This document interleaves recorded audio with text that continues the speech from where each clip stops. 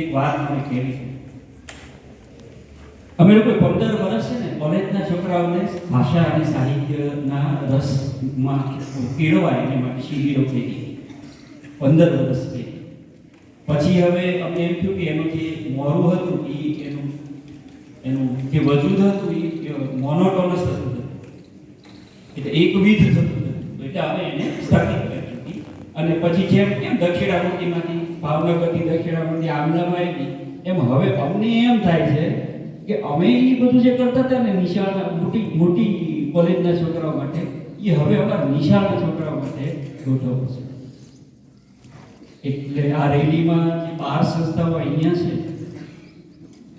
એની સાથે કળશડીમાં જે 12 સંસ્થાઓ છે, એ કુલ 24 સંસ્થાઓ તમારી છે, જે ગુજરાતી માતૃભાષા માટે આ એક રેલીના માધ્યમથી મથામણ કરી રહી છે. માત્ર રેલીના માધ્યમથી નહીં, એ લોકો આખું વર્ષ મથામણ કરી રહી. ફેબ્રુઆરી મહિનામાં તમારી આ 24 સંસ્થાઓના જો 5 વિદ્યાર્થીઓ, એ 24 સંસ્થાઓના એક શિક્ષક સાથે જો તમે અમારી પાસે મોકલશો તો પાલીતાણામાં 3 દિવસ સતત 3 દિવસ 9મા ધોરણના પાઠ્યપુસ્તકને ધ્યાનમાં રાખીને જુદા જુદા પ્રકારના કાર્યક્રમો અમે તમારા માટે તૈયાર કરશું.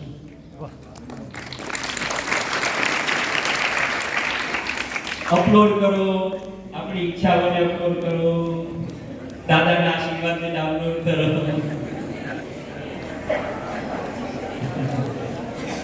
ઉમરાળામાં અમે એક એવો કાર્યક્રમ કર્યો 9મા ધોરણના અને 11મા ધોરણના બાળકો.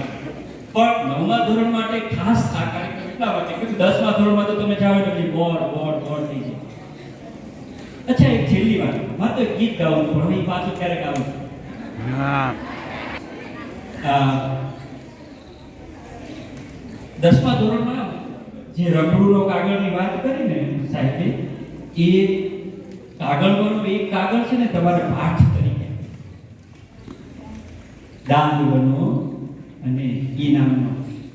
તમારામાંથી કેટલા જણાને મનમાં એવી છાપ છે કે આપણી ચોપડીમાં પાઠ્યપુસ્તકમાં જેનો પાઠ આવતો હોય એના લેખક નો હોય?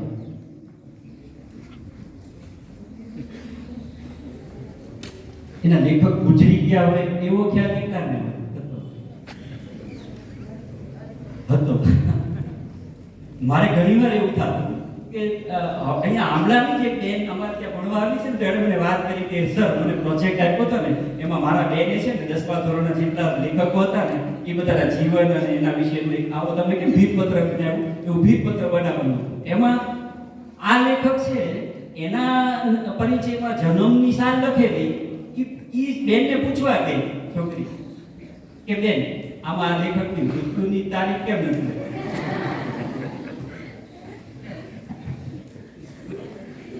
પછી હું હસતો હતો કે પાઠમાં આવતા લેખક હોય એવી ખબર પાડવા હાટું કમસે કમ બધે એક વાર સદેહ જાઓ.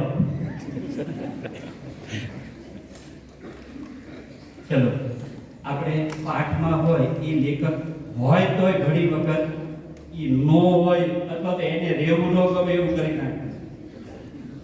એટલે કે એમનો સ્વર્ગવાસ છે તે એવું ભંગાર રીતે ભણીને અમે કરી નાખતા હોય છે કે જેની વાત નહીં. ગુજરાતી ભાષા અને ગુજરાતી સાહિત્ય ભણવાની બહુ જ મજા આવે, એની હું તમને ખાતરી આપું. અને એની ખાતરી ફેબ્રુઆરી મહિનામાં તમે પાલીતાણા આવશો 5 જણા, ત્યારે તમને વધારે થશે. આપણે આપણા એ પાઠ્યપુસ્તકના જે લેખકો છે એમાંના જે છે એને બોલાવો અને એની હારે 3 દી તમે મથોડ આવવાનું, એ તમારી સહી કરજો, એ તમારી સેલ્ફી લેવી છે, આવું બધું કરવાનું. કેમ લાગે? ચલો, અવિનાશ વ્યાસ નામના એક આપણા બહુ જાણીતા કવિ, એક એમણે કવિતા લખી. તમે લોકો મ્યુઝિક નો વગાડતા તો હું ગાઉં. એ કવિતા હું ઘણીવાર નિશાળના છોકરાઓને સંભળાવતો છું, આજે સંભળાવું એટલા માટે કે આપણે ગુજરાતી ભાષાની વાત કરી છે. પુરુષોત્તમ ઉપાધ્યાય નામના આપણા એક, જેમને હમણાં આપણે યાદ કરવાના છે, એવા આપણા એક સંગીતકાર, એ આગળ ગાતા. હું તમને ગવડાવું ત્યારે હું તમને વચ્ચે તમારે હારે ભેગા કંઈક રાગલા તાણી શકાય એવી એક તક હું તમને કહું ત્યારે તમારે હું કહું બોલવાનું કે ગુજરાતી થઈ ગુજરાતી કોઈ બોલે નહીં બરાબર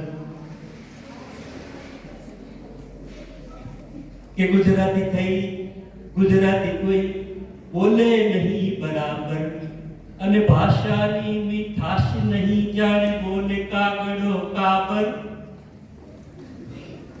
આમાં જે હું કાગડો એમ આવે ત્યારે બધા કાગડા હોય એ મારે શું કરવાનું? એક વખત કરો તો ટ્રાય કરો તો ભાષાની મીઠાશ નહીં જાણે બોલે કાગડો.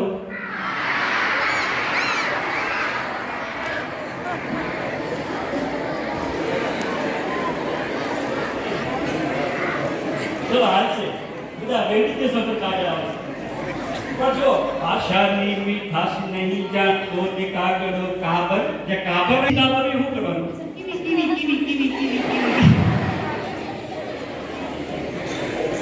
કેમ લાગે? તો ટ્રાય કરીએ.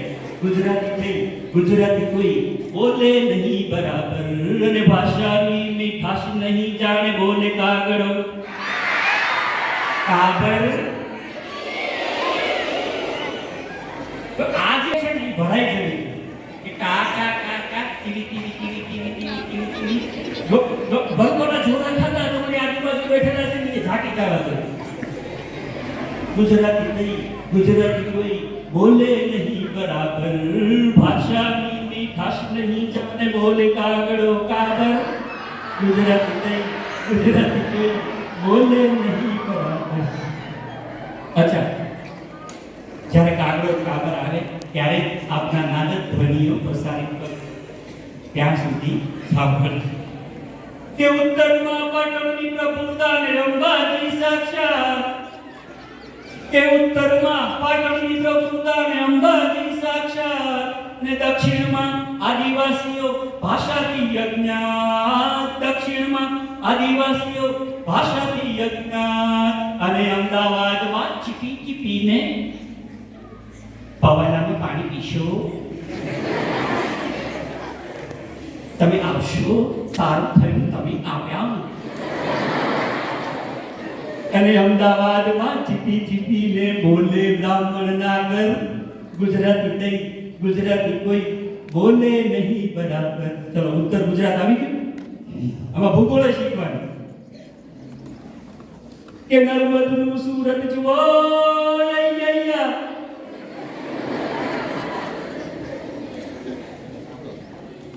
કે નર્મદનું સુરત જુઓ કે બોલે બોલે બોબડું. કે નર્મદનું ફૂરટ જુઓ કે બોલે બોલે બોબડું. તું ને બદલે ટટ્ટુ નો ટુ.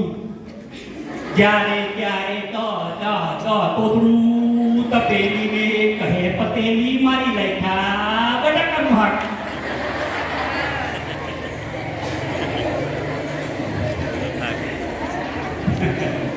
મારી લેખા બટાકાનું હાક. તપેલી ને કહે પતેલી પછી હોય હેઠ કે ચાકર. ગુજરાતી થઈ ગુજરાતી કોઈ બોલે નહીં બરાબર.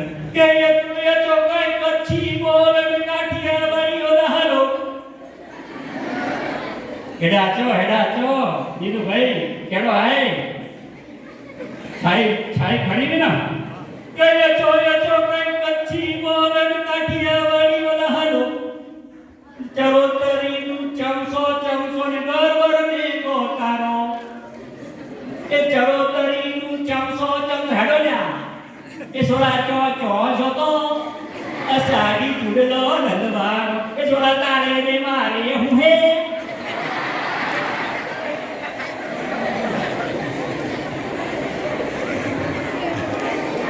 કે ચો કઈ કચ્છી બોલ કાઠિયાવાડી ઓલા હાલો. અને ચરોતરીનું ચમસો ને ગરબર ને ગોતારો. અચ્છા, હવે આ કવિ જે લખ્યું છે એમાં આપણે થોડો સુધારો કે સૌએ મળીને ભ્રષ્ટ કર્યો. આને મને ન કીધું હવામાં કે દબી ગયો ગાડી. કવિ એમ લખે છે અવિનાશ કે સૌએ મળીને ભ્રષ્ટ કર્યો આ ભાષાનો રત્નાકર. ગુજરાતી થઈ, ગુજરાતી કોઈ બોલે નહીં બરાબર. મને માસ્ટર તરીકે એમ પ્રશ્ન થયો કે આ બધાએ ભેગા મળીને ભાષાના રત્નાકરને ભ્રષ્ટ નથી કર્યો. ભાષાનો રત્નાકર કોઈથી ભ્રષ્ટ ન થાય. ભાષા કોઈથી મરે નહીં, એ બદલાય. એટલે એમાં શિરામણી આવે, અને એમાં બ્રેકફાસ્ટ આવે, અને એમાં ખંખોળિયું આવે, અને એમાં મોર્નિંગ બાથે આવે. એટલે આપણે એવું સુધારી દીધું, બરાબર?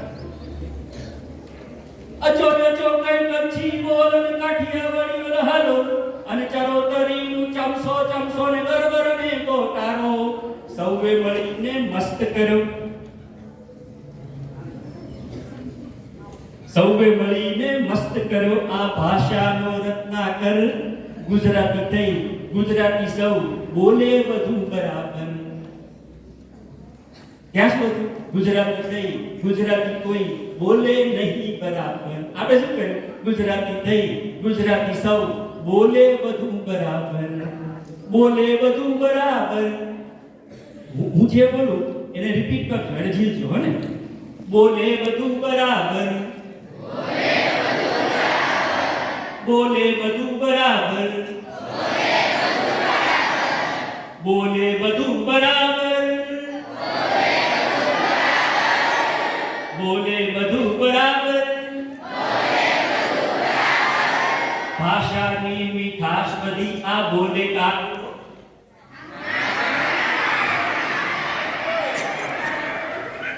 મને લાગે છે કે માતૃભાષાનો મહિમા કરવા માટે જે રેલી થઈ છે એ રેલીમાં આ એક નાનકડી એવી ભાષાના એક શિક્ષક તરીકે અને ભાષાના એક પ્રેમી તરીકે મારે તમારી સાથે જે વાત કરવાની છે એ વાત કરવાનો મને અવસર મળ્યો. બહુ બધું છે ભાઈ, વાતોનું તો પાર નથી. જ્યાંથી તે વાતના ગાડા ભરાય એટલે આપણે હાઈકુમાં ટૂંકું કરીએ, પાછા ભેગા થશું. તમે બધા 10મા ધોરણમાં જાઓ ત્યાંય પાસ થઈ જાઓ, પછી 11મા ધોરણમાં જાઓ ત્યાંય પાસ થઈ જાઓ, પછી 12મા ધોરણમાં જાઓ ત્યાંય પાસ થઈ જાઓ, બધે પાસ થઈ જાઓ એવી શુભેચ્છા.